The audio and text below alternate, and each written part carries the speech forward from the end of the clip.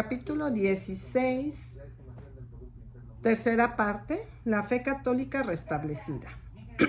Teodosio pronto llegó a Constantinopla e inmediatamente a su llegada fue convocado a su palacio Damófilus, el obispo arriano de la ciudad, y dio la orden que se suscribiera al credo de Nicea o de lo contrario se rindiera. A los católicos, el palacio episcopal, la catedral y todas las iglesias de la ciudad que ascendían a 100. Damófilus fue rechazado y el 24 de noviembre del año 380 se dictó que fueran expulsados todos los arrianos de todas sus casas de culto y perdiendo él mismo a los católicos que de hecho eran apenas capaces de llenar la única casa de culto que ellos tenían. Damófilus fue exiliado y Gregorio, acompañado por el emperador y rodeado de tropas armadas, se fue a la catedral, que ya estaba ocupada por un cuerpo de guardias imperiales, donde fue instalado regularmente en la oficina del obispo de Constantinopla. Contempló la innumerable multitud de ambos sexos y de todas las edades que abarrotaban las calles, ventanas y techos de las casas. Él escuchó la voz tumultuosa de rabia, dolor, asombro y desesperación, y Gregorio confesó justamente que en el memorable día de su instalación, la capital de Oriente lució del aspecto de una ciudad tomada por asalto en manos de un bárbaro conquistador. A principios del año 381, Teodosio emitió un edicto que expulsaba de todas las iglesias dentro de sus dominios los obispos y otros eclesiásticos que ya se negaban a suscribirse al credo de Nicea. Por un oficial comisionado con una fuerza militar, el edicto se ejecutó en todas las provincias del este. Habiendo establecido así su religión a lo largo del imperio, lo siguiente por hacer era tener un consejo general y endosar su acción. Componer las disputas que perturbaron el propio partido católico y asentar de nuevo la fe de la Iglesia católica. Con este fin se celebró un consejo general convocado para reunirse en Constantinopla este mismo año, en el año 381. El consejo se reunió en el mes de mayo y se compuso de 186 obispos, 50 católicos y 36 macedonios. La primera pregunta considerada fue el disputado obispado de Constantinopla, porque ese Maximus que había sido ordenado bajo la dirección de Pedro de Alejandría, aunque rechazado por el emperador, todavía afirmaba ser el obispo regular de Constantinopla y ejerció el oficio ordenando a otros obispos.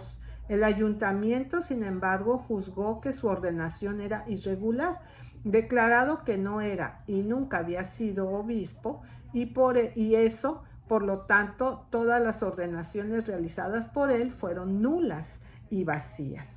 El nombramiento de Gregorio Naciancén fue luego confirmado por los servicios regulares de instalación.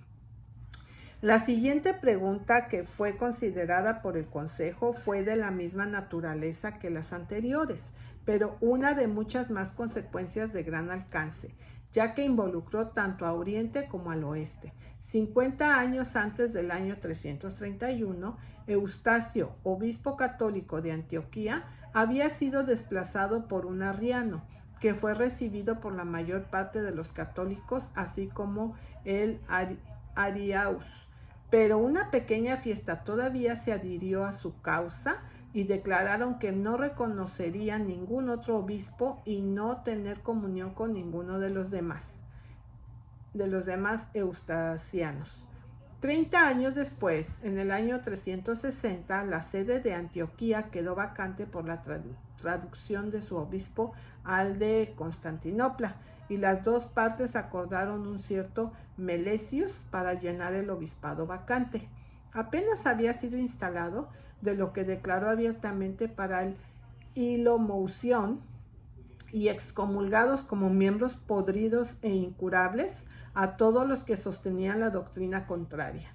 Los obispos Rogaron por todos lados que llevaran a cabo su oficio en el espíritu en el que habían sido elegidos para ello, en lugar de hacer cosas peores por su posición extrema. Todo fue en vano. Él declaró que nada podría hacerle desistir o ceder en el trabajo que había emprendido, hasta que hubiera extirpado la herejía arriana, sin dejar el menor brote de una mala hierba tan venenosa en el campo, que por designación divina tenía que cuidar y cultivar. Luego, los arrianos se dirigieron a Constancio y desterraron a Melesio, 30 días después de su instalación. Los partidarios de Melesio se separaron entonces por completo de los arrianos y se aferraron tan tenazmente a este curso que adquirieron el nombre de melesianos. Esto creó un tercer partido, porque los eustasianos se negaron a tener nada en absoluto que ver con los melesianos, o los arrianos con los arrianos porque eran arrianos, con los melesianos porque se habían comunicado con los arrianos, porque todavía reconocían a Melesio, que había sido elegido con la ayuda de los arrianos. Por lo tanto, hubo dos partidos de los católicos, cada uno alineado contra el otro.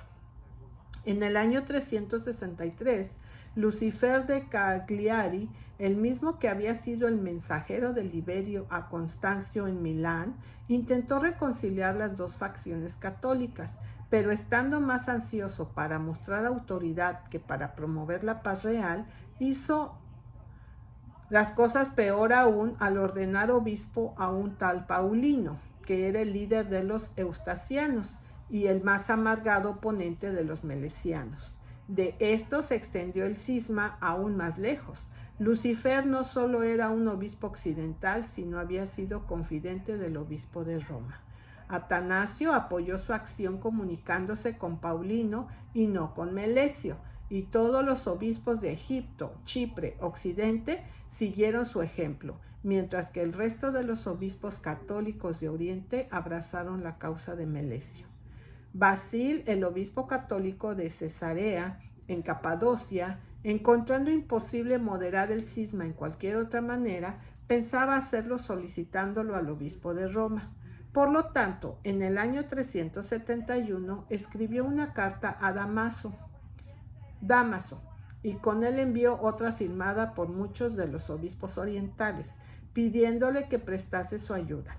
Añadió que solo de su celo esperaban alivio, de ese celo que había hecho aparecer tan eminentemente en otras ocasiones, que Dionisio, uno de sus predecesores, les había proporcionado una asistencia oportuna, cuando sus necesidades eran menos urgentes y su condición no tan deplorable. Por lo tanto, que no quedaba lugar para dudar de su fácil conformidad a tan glorioso ejemplo. Pasó algún tiempo antes de que Dámaso se diera cuenta de esta solicitud, y cuando lo hizo fue solo para asumir el cargo de director y juez, más que de mediador. Él declaró a Paulino obispo legítimo de Antioquía y a Melesio un transgresor de los cánones, un intruso, un cismático e incluso un hereje. Basil se arrepintió de su solicitud a Roma con la sabia observación de que cuanto más adulas a los hombres altivos e insolentes, cuanto más altivos e insolentes se vuelven.